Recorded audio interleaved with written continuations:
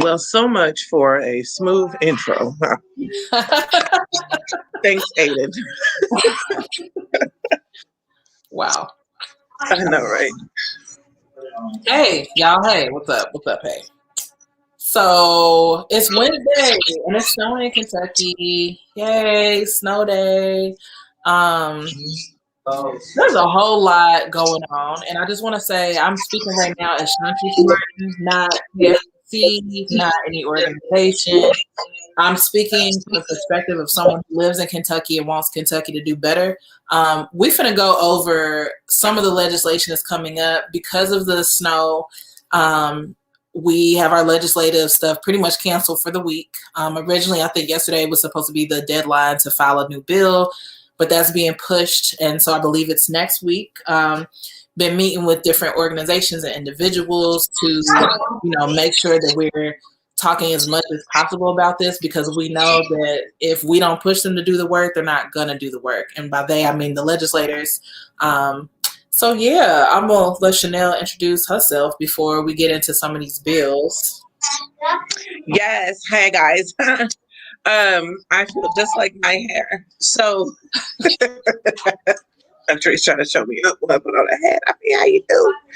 I just woke up out of my slumber. I just want to name that it's winter outside and we should all be hibernating.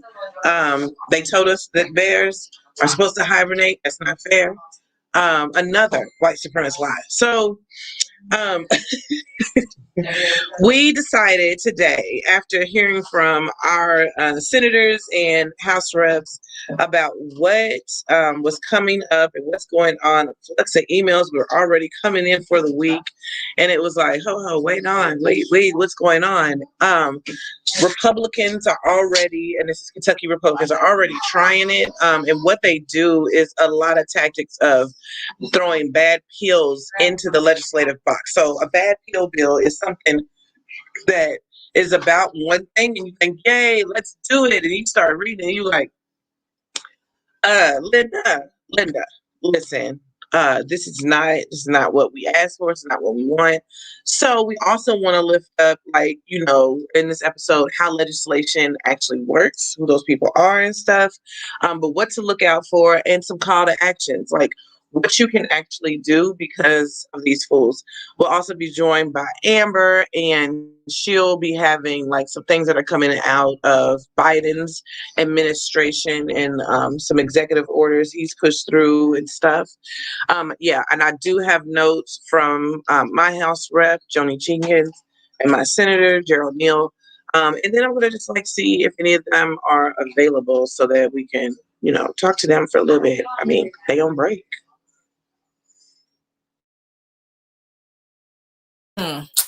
I'm unmuted now. Ha. White supremacy.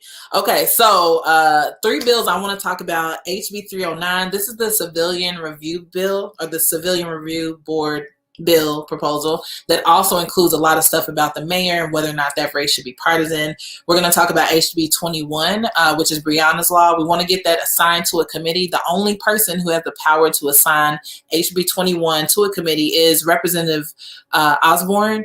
We have tried tweets and emails and calls and pop-ups, and we have not been able to secure a meeting with Representative Osborne. So if you're in his district, if you're in his area, one of his constituents, and you support Breonna's law, please call him. Please reach out to us. We'll have a little information up about him later when we get more into HB 21. And then we're also going to talk about SB 228, which I'm calling Daniel's Law.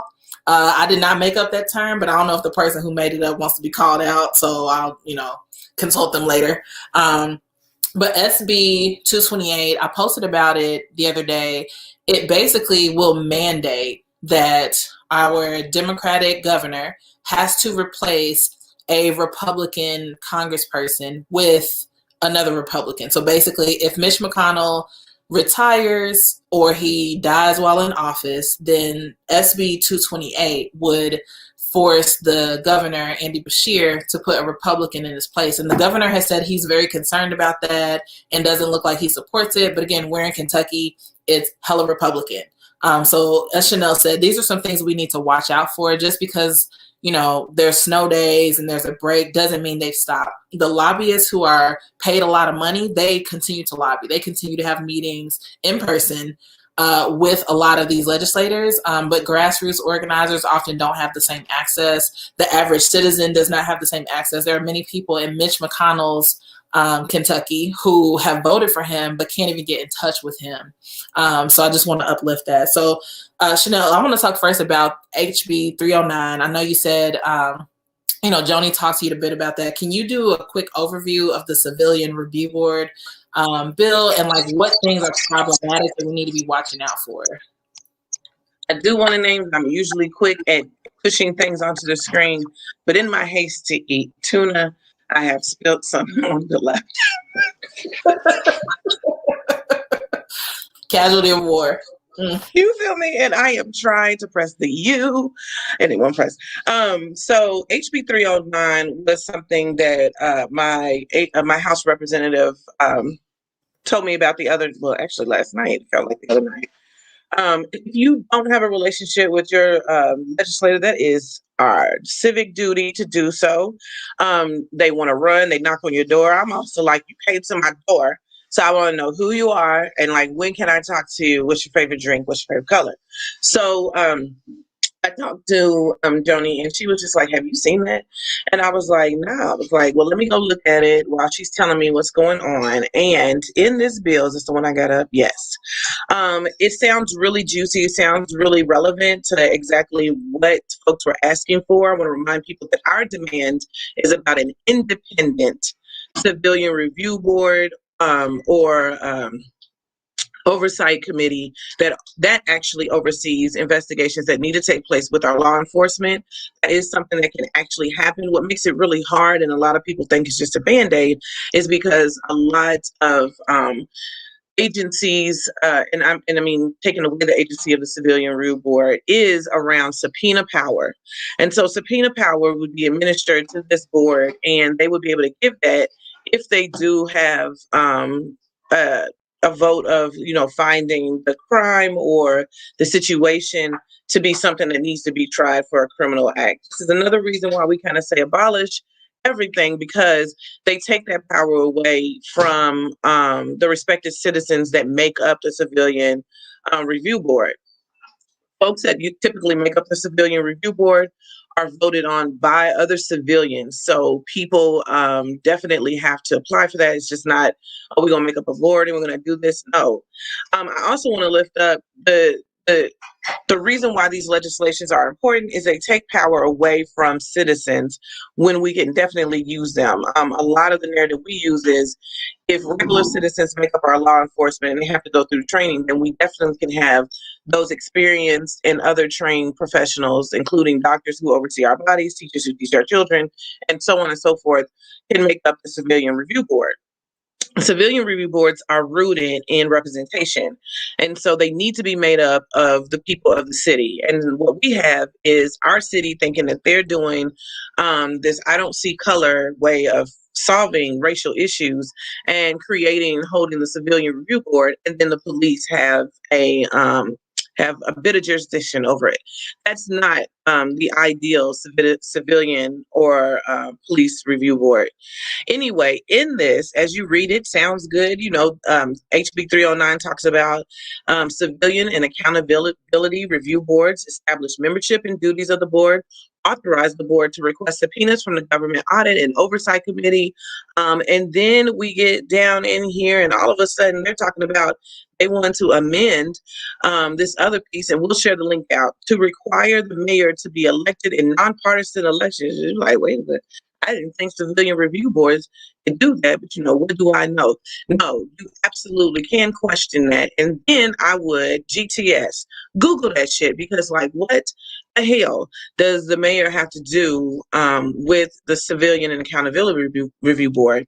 And then you're going to keep reading because you're like, wait a minute, maybe I'm tripping.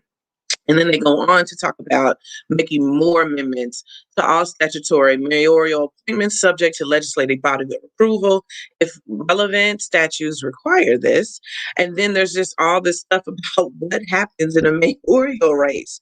This, y'all, is called a bad pill.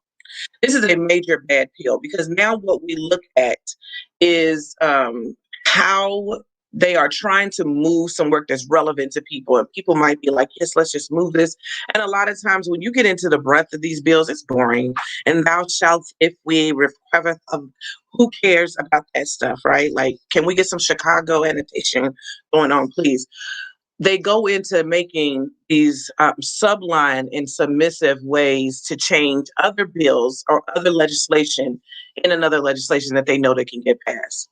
On top of that, which is the reason why we need to do a legislative update, and we have this leeway to do so this week to get you all involved, is that they will throw many of these bad pills out. If you remember our teacher strikes for the past 2 years, we really couldn't have teacher strikes because once before they made a bad pill and stated that Kentucky teachers, considering they get a pension, cannot strike because they are basically employees of the state. You notice that they actually threw the teacher's contract in with a sewer bill. So if you weren't actually talking about a bad pill bill, now we're talking about a shitty one.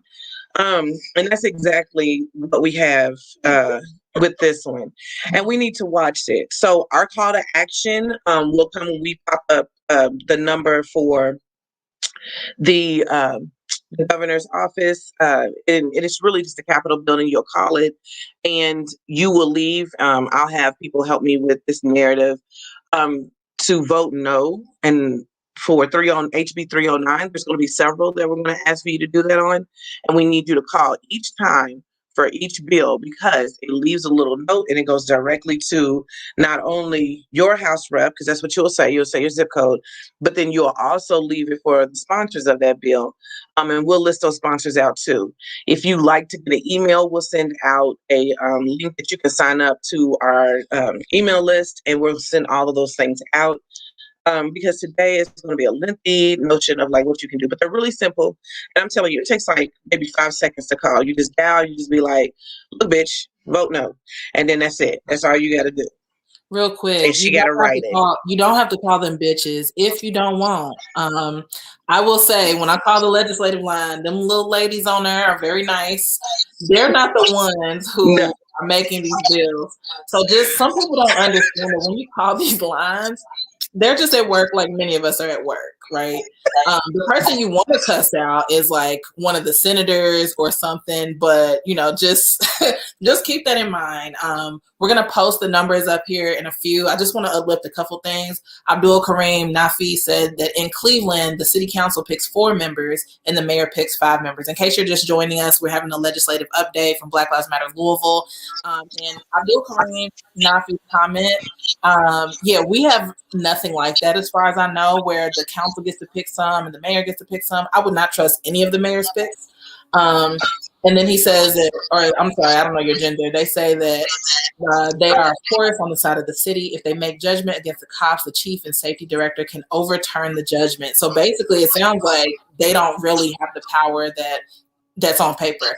And then Nazé said, shaking my head. And on top of that, they make that shit hard to read. Someone who isn't well versed or doesn't have the knowledge is not going to know what they're even talking about. Exactly.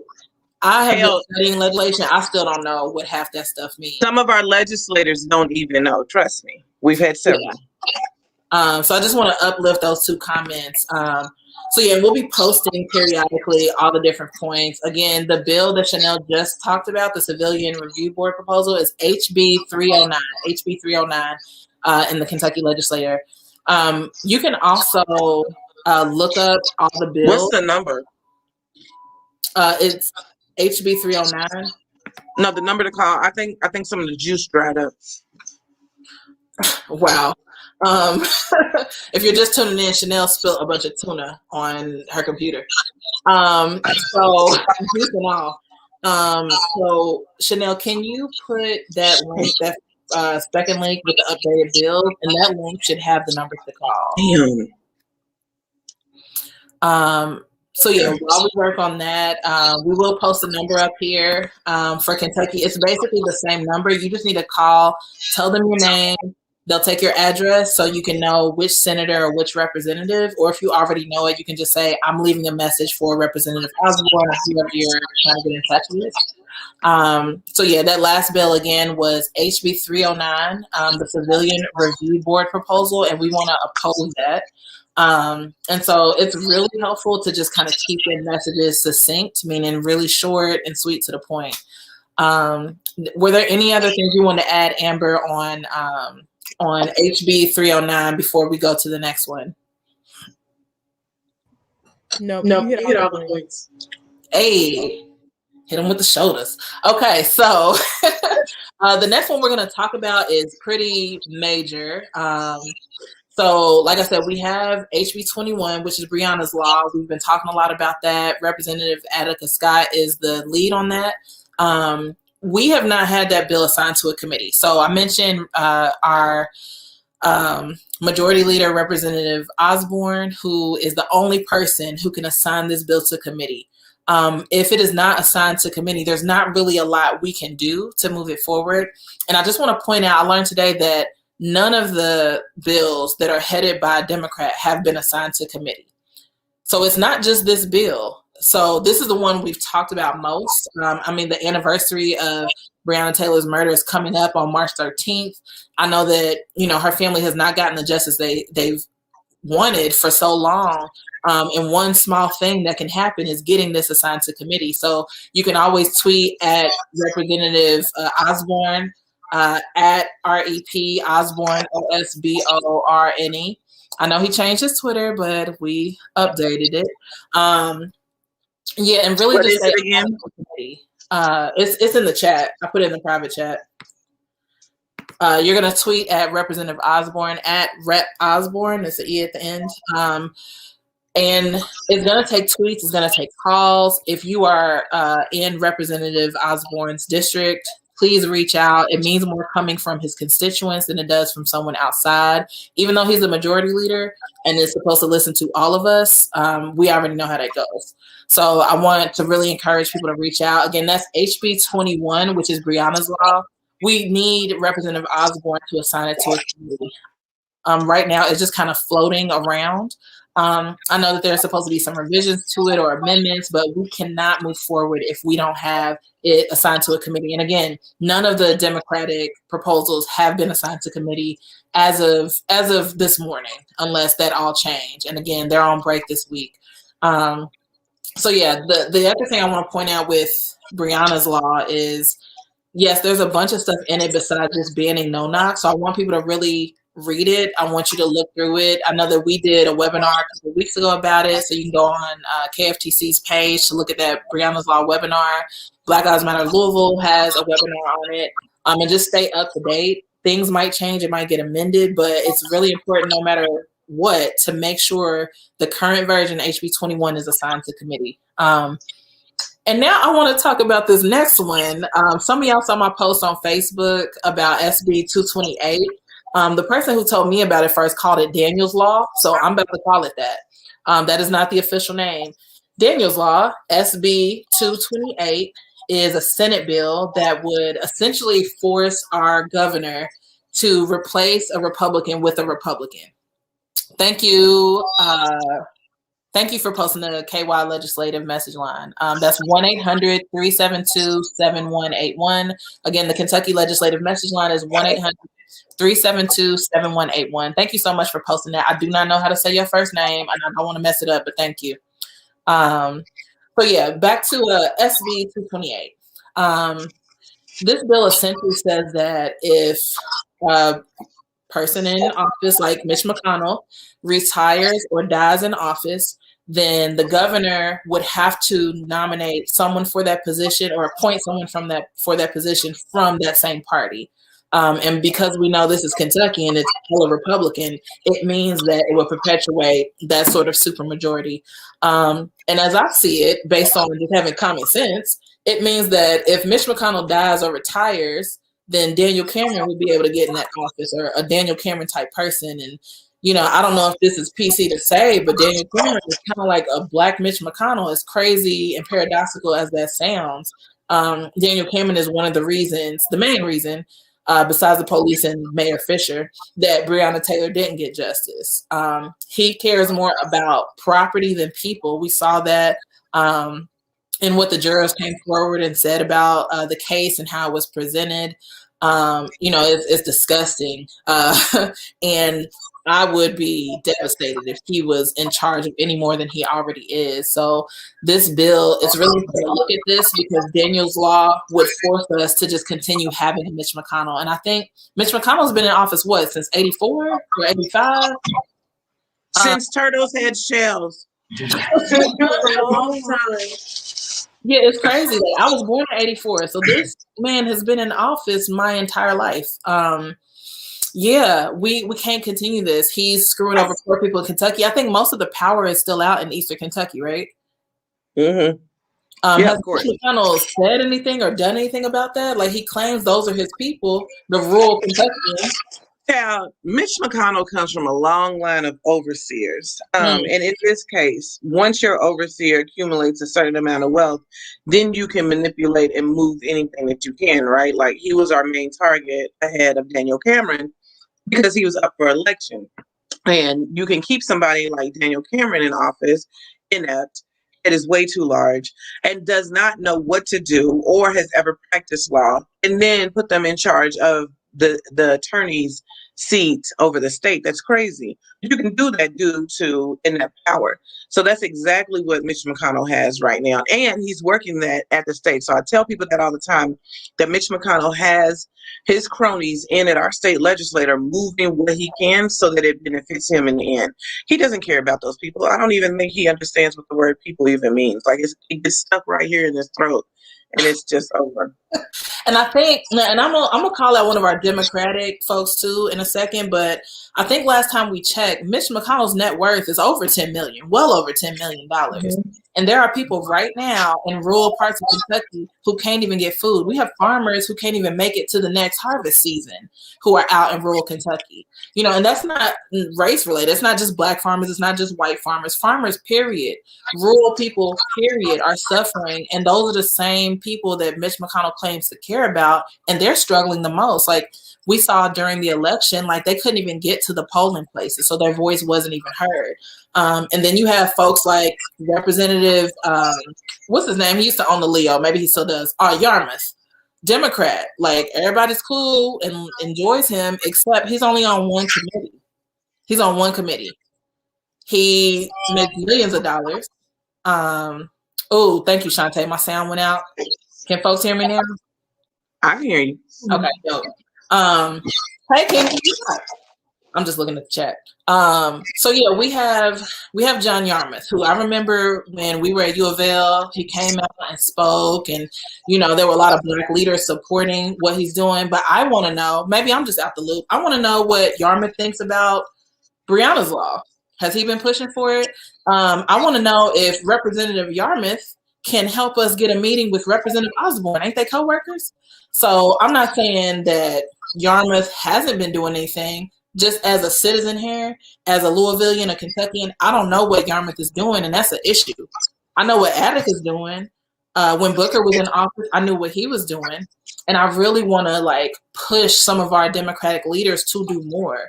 And to let us know what they're doing, what's going on, because they're in rooms that we're never going to have access to. Even if stuff closed, I guarantee you, business is still going down in Frankfurt, even though it's so-called closed, even though we're not there. Hold on, that hurt my heart a little bit. Net worth is $22.5 million for Mitch McConnell. Mm-hmm. Listen. Which one? It don't make no sense. It doesn't make any sense. Your representative should be close to who you are. Like, this is somebody that has to represent where you are coming from and what happens with you. So they should be in the same range of income as you. I know sometimes, and it's due to white supremacy, we think that the most esteemed person needs to be the person that represents you. I'm not saying it in a negative way, but I don't talk like that. I don't have time to be wearing suits and shit, and I want somebody who understands my needs. If I call out to you, you know, it was fucked up. They took away the grocery store. I need you to be like, damn, I can't even go to the grocery store. I don't need you to be like, my constituents can't go to the grocery store. Because then I'm wondering, like, where the fuck you getting groceries from then? So we have to be able to look at that, because when I seen that 22.5, I was like, is it McConnell or is it Yarmouth? You know what I'm saying? There's a lot of millionaires that are in our legislature, and we have to be looking at, like, what are we really doing? The juices on my screen keep moving. What we are really doing when we're picking representatives. And so a lot of these bills are being done like this because the people who are being chosen aren't even close to, like, what has even happened to us. I said my hair looks fabulous. You're too kind. So yeah, you were on point with that. Like, that was what was so appealing about Booker. You know what I'm saying? Like, even if he's no longer poor or whatever, he's closer to the median income in the West End than most of the other people who are out making decisions for the West End. I talk about the mayor all the time, and guess what? We're going to do it again. The mayor's home is worth millions. His family has made millions off of slavery. So his great-grandparents probably own some of our great-grandparents. I went to public school in Kentucky, so my math isn't the best. But not too long ago, slavery happened, and there's documentation that his family owned slaves. But guess what? Greg Fisher ain't paying no reparations. Greg Fisher is out there evicting our people and arresting our people and ensuring that the people who kill black cops are getting paid. So Greg Fisher is out there incentivizing black death and black suffering. And that's the type of person who gets to make decisions about black life. Like, it's lopsided scale. And so, again, back to Mitch McConnell. And the reason we originally started talking about this, right, is SB, what was the docket number? Hold on. SB 228, which we're calling Daniel's Law. I did not make that up. I got that from somebody else. I don't know if he wants credit. I'm going to just say anyway. Philip Bailey is the one that came up with it, Daniel's Law. So SB 228 essentially is making it so that Governor Andy Beshear has to appoint someone from the same party if an individual steps down. The example I went to was if Mitch McConnell either retires or dies while in office, then it would force Governor Beshear to put in a Republican. The only Republican in Kentucky that has even a hint of charisma is Daniel Cameron. And if they were to put Daniel Cameron in there, right, it gets them out of a lot of racist conversations in some people's minds, right?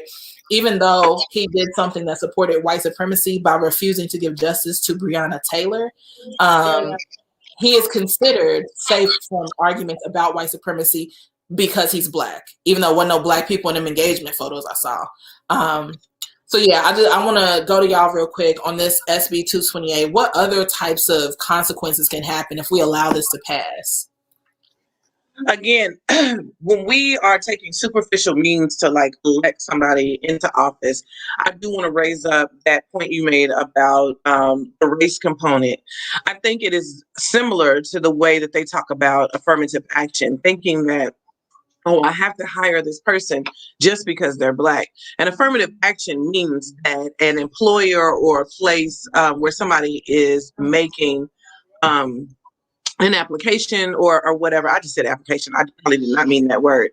The location and the organization, the company has to consider that person based on race, because you probably have some bias in the past, which is the reason why it was even mentioned.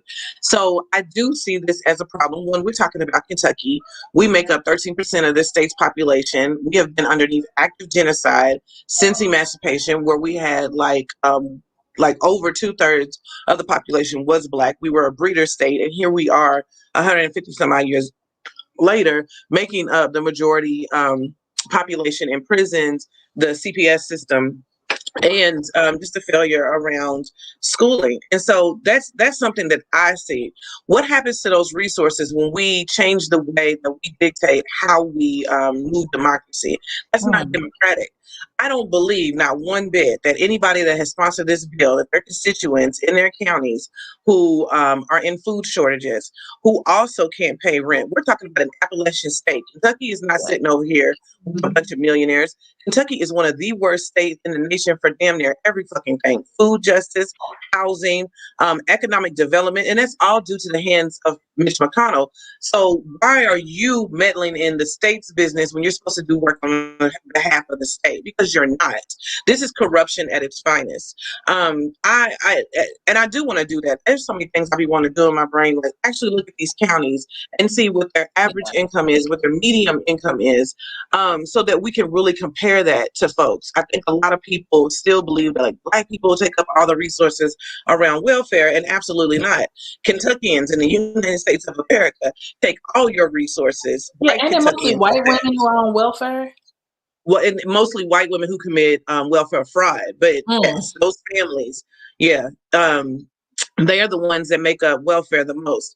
I also want to say, if we start moving around bills like this, where someone in a seat of power can just move however they want to, but we're also, I think what was alluded to Daniel's Law, I haven't read anything. I've been too busy doing actual other things.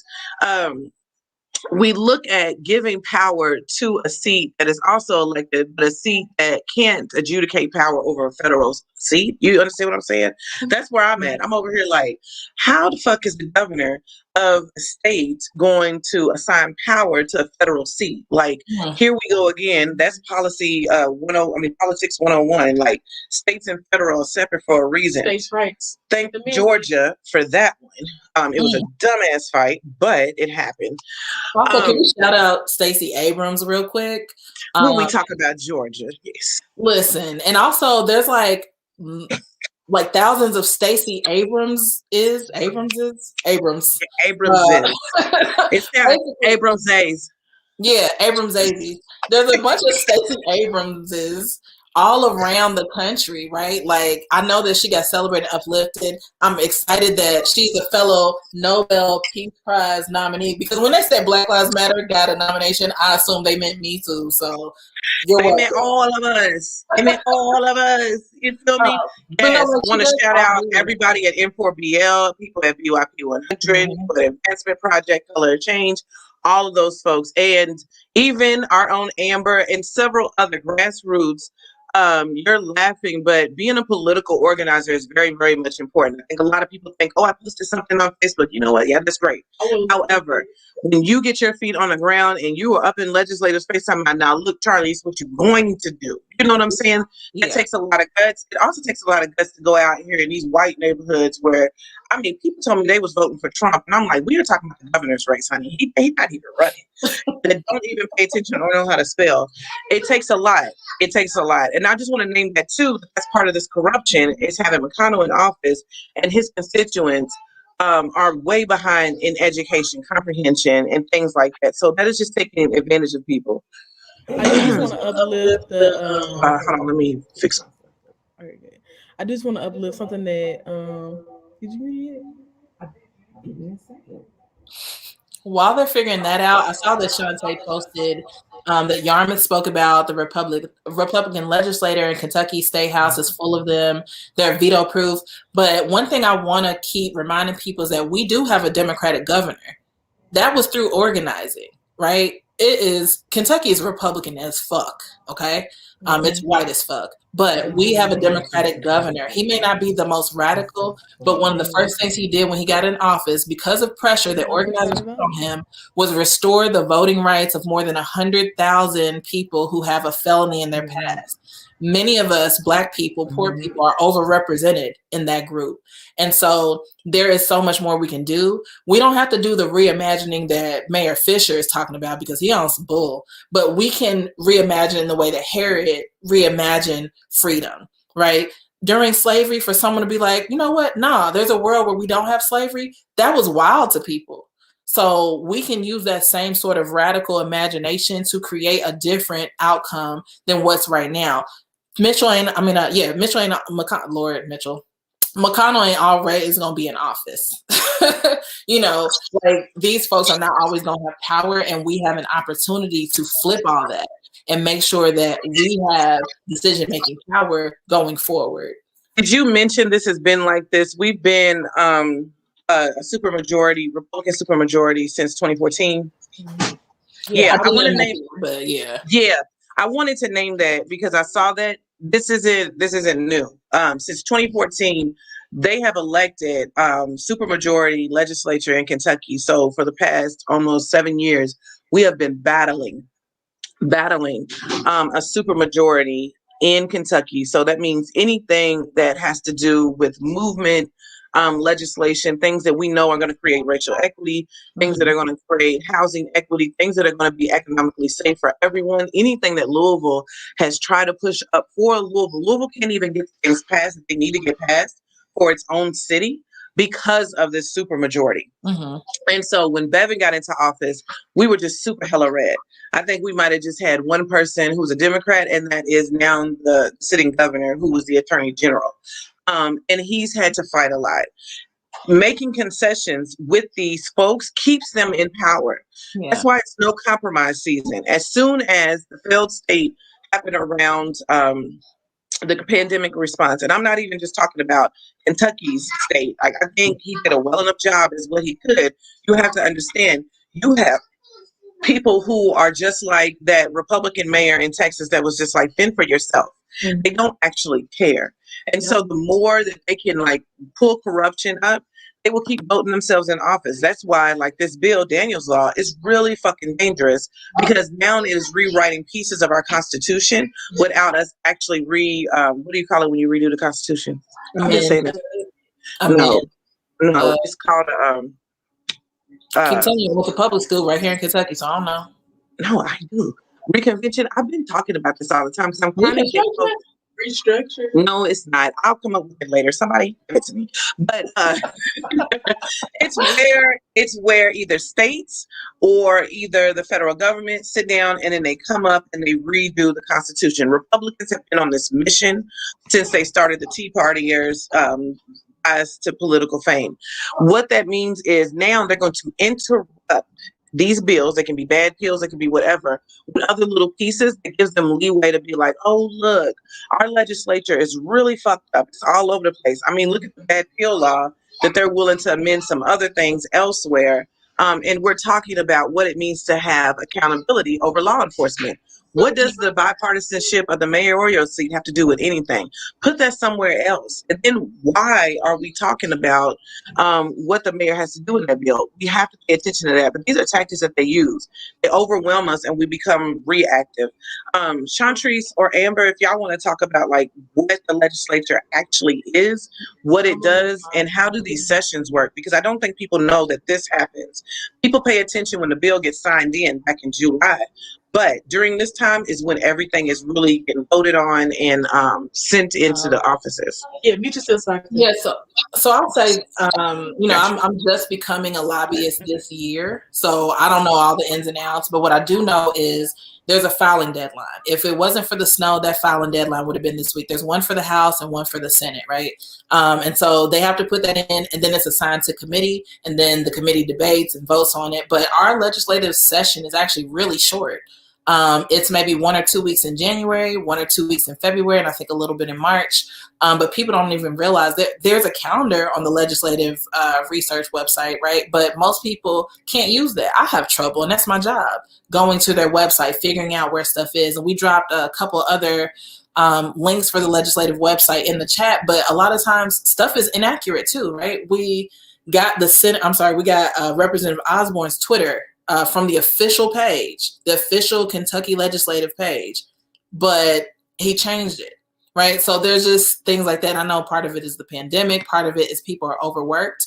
But what I'm hoping is that people start to dig into these questions about the process more, because Chanelle's absolutely right. Like the process is inaccessible, the process itself. And I think it might have been in the chat, maybe Val or somebody, that said like the way it's written is written so that the average person does not have time to comb through all these different pieces to make sure, like, even though it has a heading that sounds good and the first paragraph might sound good, a lot of it is anti-Black, a lot of it is anti-immigrant or anti-poor people or anti-rural folks. So the process itself can be dangerous because it's so inaccessible. The other thing is, when there are points like this, we have a snow week, right? And everything is canceled. but they could have not canceled it and had virtual meetings. We've been in a virtual world for almost a year. So they could have easily increased their capacity and had more meetings because it's more accessible. But instead, they decide to shut down, right? Our senators and our representatives could work from home. If somebody who is making $20,000 a year, has 2 kids, and is putting them on Zoom for online school, then surely our representatives can get on their high bandwidth Wi-Fi and have virtual meetings with their constituents whose only concern is to have a good life in Kentucky. You know how many people ask me why I moved back to Kentucky? Like Kentucky ain't shit. Because why would you? I'm just playing. But no, I love Kentucky. I came from a very good paying job, a very good type of situation, but I love Kentucky. Kentucky's my home. And so I shouldn't be putting in more work than our legislators. I shouldn't. The average person in Kentucky should not be putting in more work. Between Russell and the California neighborhoods, they go back and forth between which one is the lowest income, but the median income is like $19,000. That means they're not even making minimum wage, bro. Like, what? And minimum wage, I don't remember the last time it changed in Kentucky, but it's like $7. And a living wage is only about $10 in the West End. But our leader, Mitch McConnell, our representatives like Representative Osborne refuse to do the work to make sure the person making minimum wage gets up to living wage. I know that the mayor opposed a living wage or an increase in minimum wage years ago, and now I guess he's for it, but he's a flip-flop, so you can't really go off that. I really want to, though, highlight the fact that the process itself can be confusing, and it is that way by design. And that's why we have these legislative sessions, so we can like read through these bills, because for some of us it's a job, and then like relay the message to the people without bias. Like, this is what it says. Here's what the law is. Here are examples of this law in other places, and to be able to answer questions. It's $7.25 here. Thank you, Nazé. The minimum wage is $7.25 here, and the last time it was raised was in 2008. 2008, bruh. Wow. That's when Obama first got in office. That feels like a lifetime ago. So yeah, those sorts of things. We're not just saying this to like bully anyone. First of all, I can't bully Mitch McConnell. He's a multimillionaire. But that's the type of stuff that he allows and encourages, is for minimum wage to be $7.25. And many of the people making that wage can't even afford to buy the stuff at the place they work. We have so many people on the Feed the West list who work at Kroger and are about to be evicted, can't even afford to buy groceries at Kroger after working there for hours and hours. They got that hero pay taken away. Kroger was the last company to give hero pay a little $2 bump, and they were the first ones to take it away, but they lie and say that they've given over $3,000 per employee. I've not met an employee at Kroger yet who got that $3,000, because they're liars. But that's the type of thing that Mitch McConnell supports, which is why we cannot let this bill go through. We absolutely cannot. SB 228, which we're calling Daniel's Law, cannot go through. Instead, we need to have mutual aid. Instead, we need to have Black-led initiatives like Change Today, Change Tomorrow, Black Lives Matter Louisville, Children Shouldn't Hunger, these types of organizations, and individuals like the Hood Cooks we have. Because I guarantee you, if you gave Missy a black market even 1/16 of the money that Mitch McConnell is in charge of, the West End would be straight. We'd be good. And if you defund the police, defund the police. A few things real quick, okay? Yeah, go ahead. So one, I want to back up to the states' rights thing that Chanelle brought up earlier about the Daniels bill and how it would allow a state to make a decision on federal things. This is the main issue actually we're having right now in Texas because of the 10th Amendment. The government cannot intercede, the federal government cannot intercede into states' rights. So it goes the same way. States can't intercede into federal rights either. It doesn't flip-flop for, when you feel like doing it. Like, constitutionally, you cannot do that. So the bill itself is unconstitutional and opens the state up to a lot of lawsuits. Also, it's very expensive to amend the Constitution, which is why so many constitutional bills like that get thrown down. I want to make sure that we're uplifting what's happening in Texas right now and provide the mutual aid links because I have friends who just now got to warming centers or just got to a friend's house so they can get power, and they said they left them for dead. One of my friends has been without power and water for close to 4 days. A Black woman has been in her apartment without food, water, any kind of power for almost 5 days now. My other friend, a Latina woman, and her dog got turned away from a warming center because she had a dog, which is dumb as hell. but had to go find somewhere to stay because we literally are in the middle of a snowstorm in Texas and did not have any cell phone power, hasn't had food and water for a few days. Like people are literally being left for dead. All because the governor in Texas will not call the fucking president, who has already set aside tools. He has already set aside generators and diesel to be deployed to Texas. Literally, he signed a bill, an executive order 3 days ago. But because of the 10th Amendment, the governor has to literally call Biden and say to deploy the National Guard here. Just like when we had all those protests happening and your states were calling Trump and saying, send the National Guard here, that's exactly what has to happen. Governor Abbott has to call Biden and say, send the National Guard here so we can get these help for these people. Meanwhile, he's not doing that. He's refusing to do that. So people are just being left for dead right now. And it's fucking ridiculous. So if you can't tell, I'm really pissed off because these are like my literal friends that I know who are being left for dead in their apartments right now in metropolitan cities like Dallas and Houston and Fort Worth and El Paso near the border. Like these are Black and brown people who are just left out to die, literally. She said that a lot of people in Houston and Dallas are dying from carbon monoxide poisoning because they're sitting in their cars in their garages because they don't know not to do that. And so they're dying of carbon monoxide poisoning. There's been several people reported for that. The mutual aid link, I'm going to make sure we put it in the chat as well. But it is, it's a bit.ly link. So it's bit.ly/Texas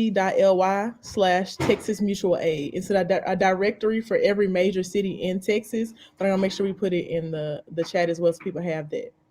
And I'll say some people. So snowstorm is not expected. Oh, I think we got feedback. Hold on one second. Go ahead.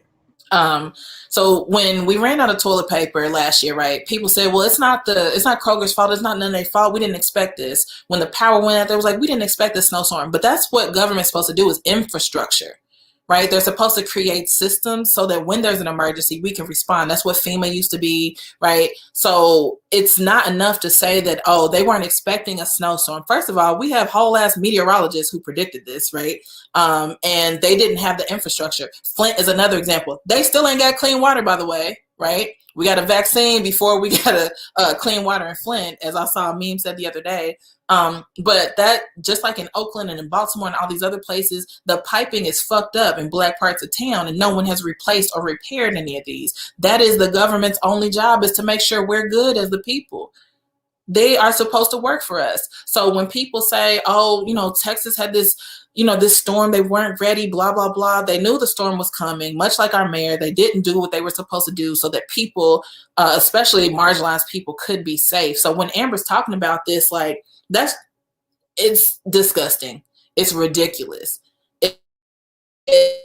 It's more of what was already built into the system. So when we're talking about this, it's not just because we're legislative nerds and we just want you to know about all these little things. It's because this is directly impacting us. And when we vote again, we don't want people at the last minute to be like, oh, I've never heard of this bill. What is Daniel's Law? Because I guarantee it's going to be some heading that sounds good. It's going to be a paragraph intro that sounds good and sounds nice. And they might even have the Black man's face on it so they can seem like they're anti-racist, because that's the new popular terminology.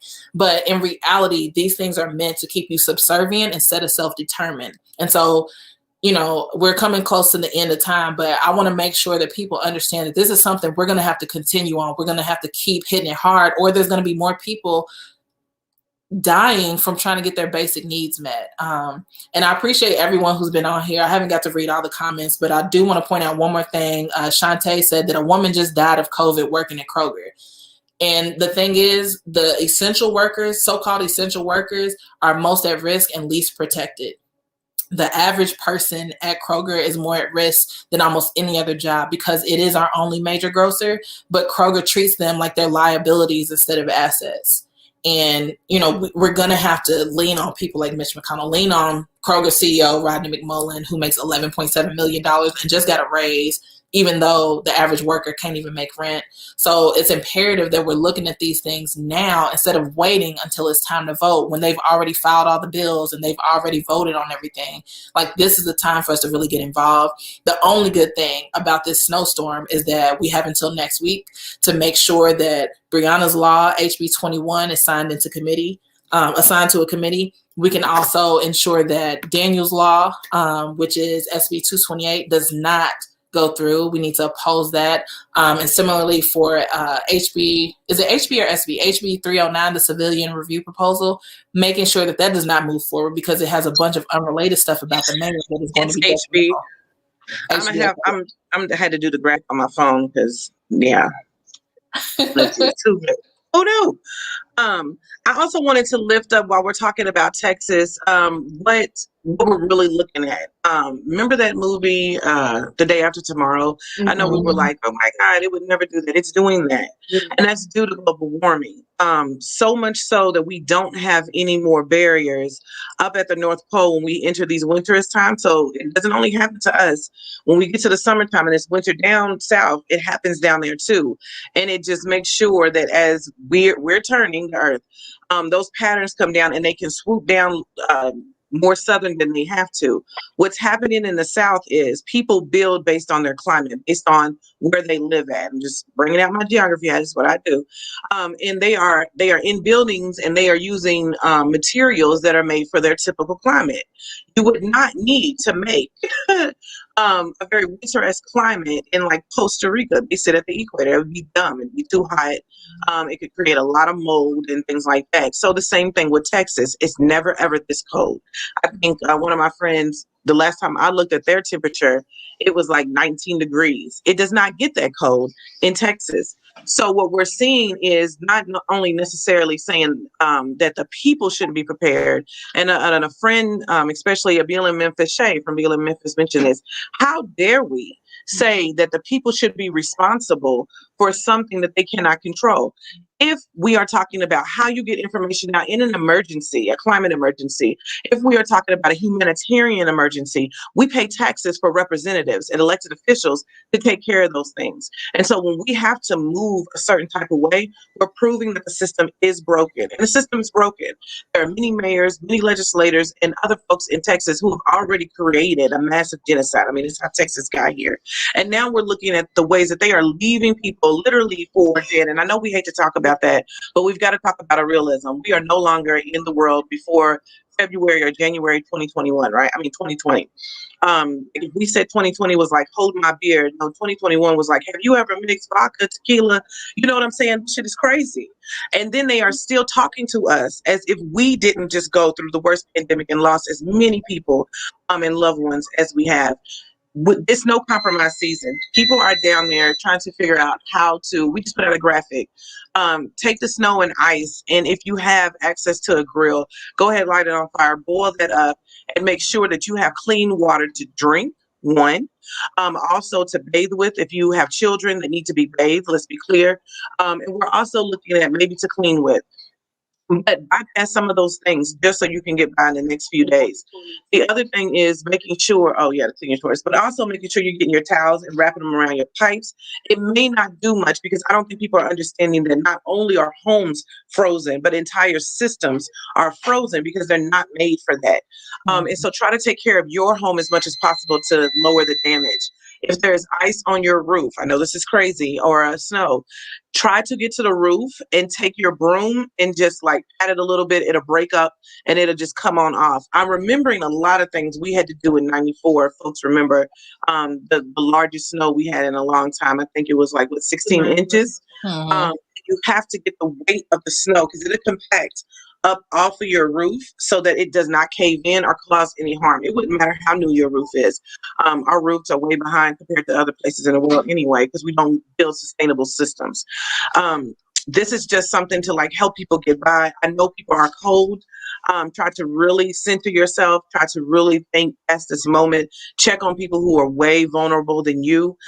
Make sure you're only occupying one room. You don't have the luxury to be moving around all different types of rooms. And hell, if you got to stay in the bathroom or something, but like just compound yourself into one space in your room. And everybody, especially throughout the South, the global South has always been and had its shutters back, including the southeast of the United States. The Gulf states have like plenty of Amber, do we have like those jotted out too, so people can look at who you actually need to donate to? I think Amber went over this before. The mutual aid link is right here. Someone just shared it on Facebook. I had Naji share it, but also we'll share it again. I put it on the other graphics. We'll share those out soon. I got the snowstorm best practices and tips graphic too. We'll be sending that out too. Perfect. Because there are organizations who have had to build coalitions across the states to make sure that we take care of us, that we keep us safe. That's community care, community safety, and community defense. And sometimes, the majority of the time, that community defense is against the governments that we vote for. In this situation, the Gulf states are going to take care of each other. They're going to make sure that their residents and their neighbors are taken care of, because we cannot wait for you to have a meeting and make a vote and then decide on our well-being.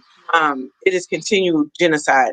We also have been doing that here. As you know, it's gotten really cold and there are a lot of people out on the streets.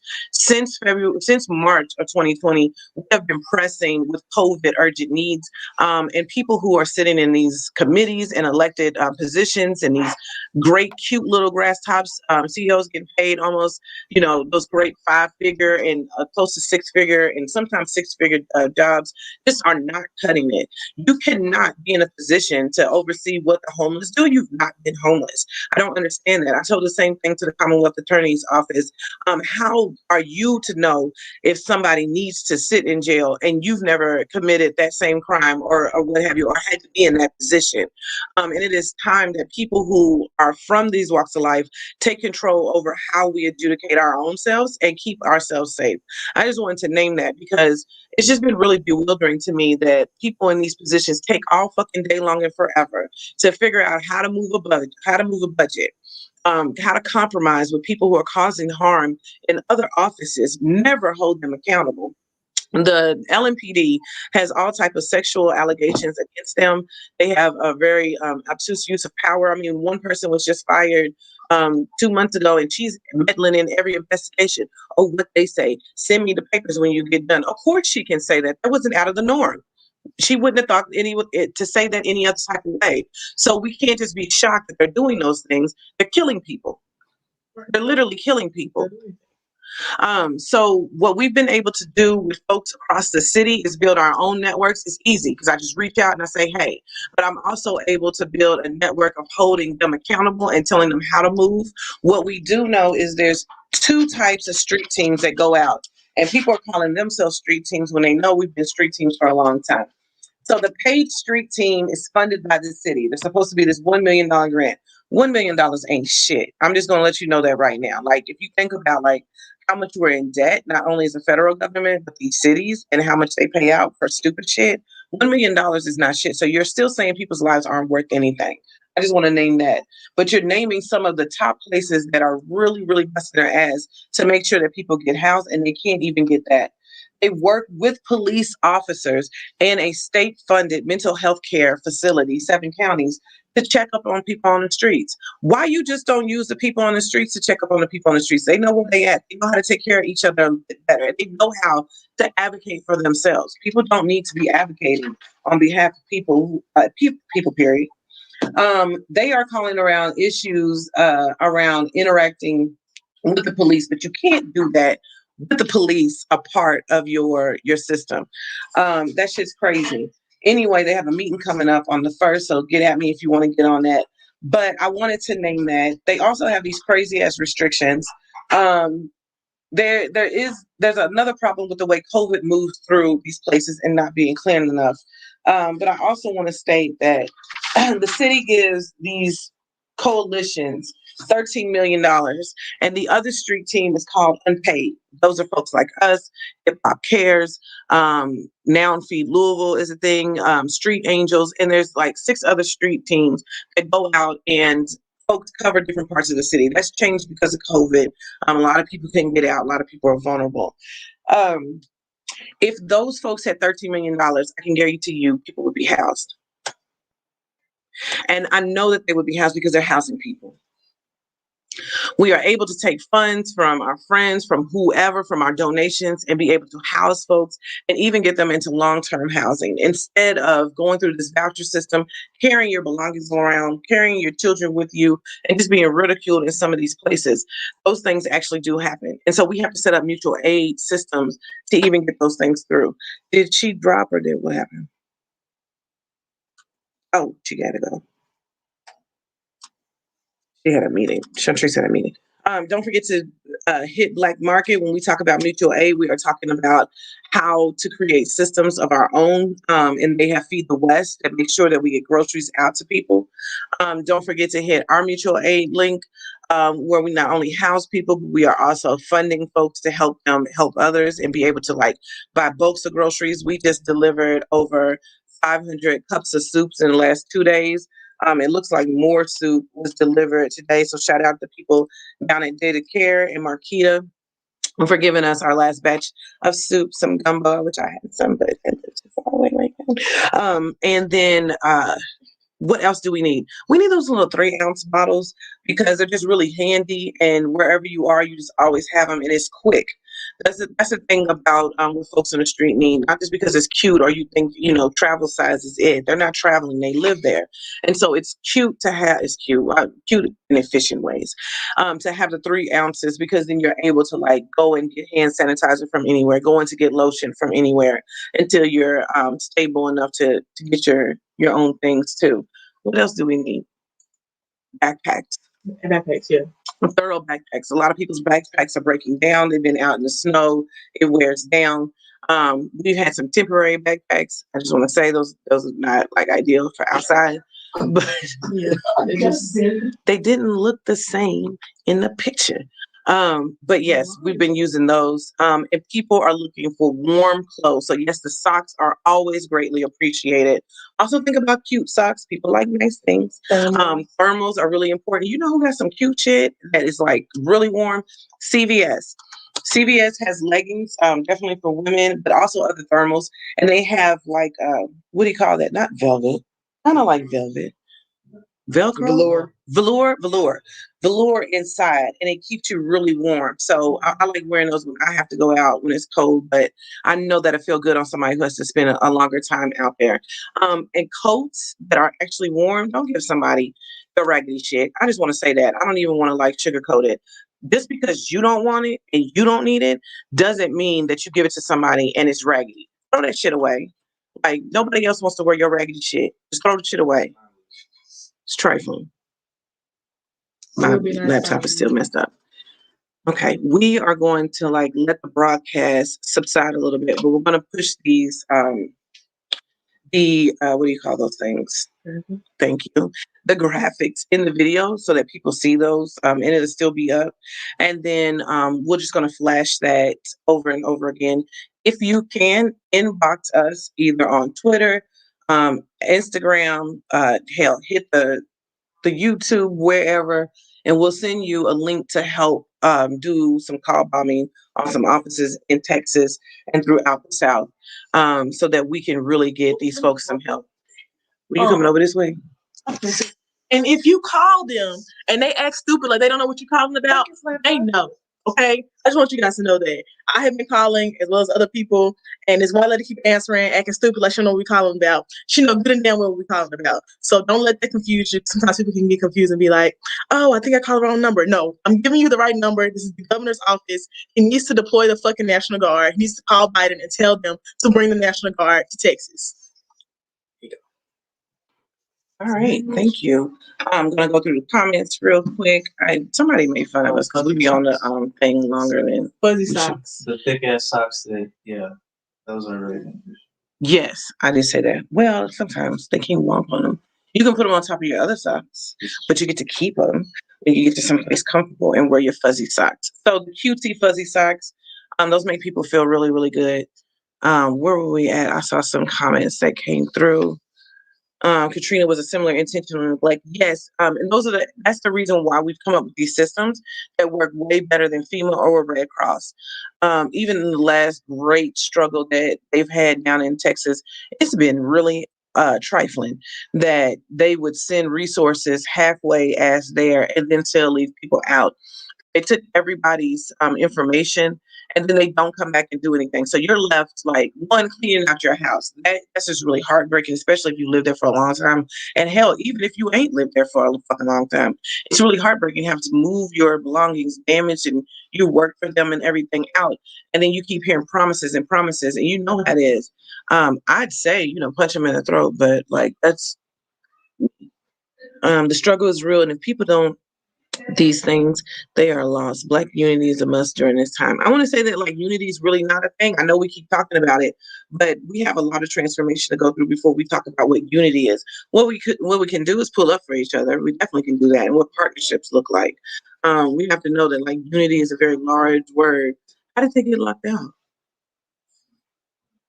Weirdo. It's a shame because those of us that can't drive in this or can't be exposed because of health just can't help. That's their job. They don't care.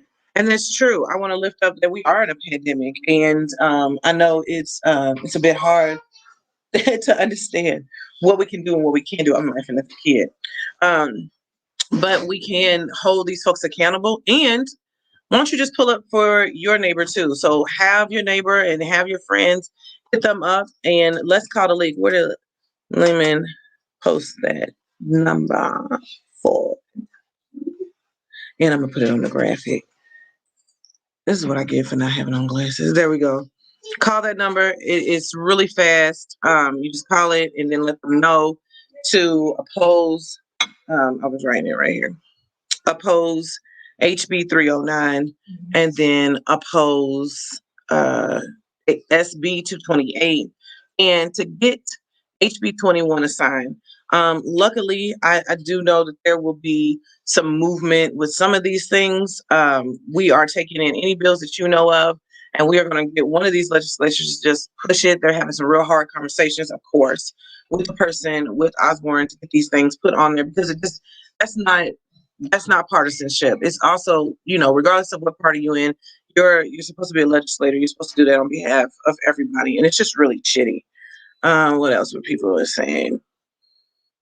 Why they vote on stupid stuff like paying millions to clean up and replace statues. Right.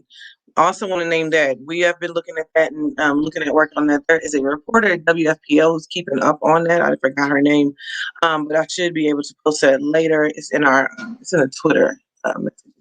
Anyway, breaking news: Biden did get a call. He's providing generators to Texas and moving diesel for communications at facilities, hospitals, and providing water. And FEMA is heading there now. Great. So look at that Texas Mutual Aid link. It's going to get support to people faster. Biden is moving some very heavy artillery around the state of Texas to get their hospitals functioning and other communication areas functioning. So that's a good thing. But like people who don't have access to that shit need access to that shit. So let's be the access for us. Yes, I'm leaving that number up, and then I'm about to go on mute, and we'll be having some graphics that'll pop up too. So share them soon. You'll see them go out on our social media. We're going to put out an email. We know that our folks throughout the movement, we've been hitting each other up all morning, just checking in with our folks in Texas, seeing what they need, because I'm going to lift up Black and brown people get left out of all type of shit when this stuff happens. And the people who die the most in these situations happen to be those trapped in poverty due to racialized segregation. And so we want to make sure that when you see those things, that is helping the most vulnerable of us in this situation right now. I've seen lives all over the place, people trying to get in homes with each other and stay warm. And we want to make sure that those folks get taken care of.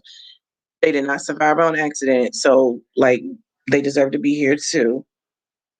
All different types of stuff is coming in. So I'm going to go ahead and go on mute.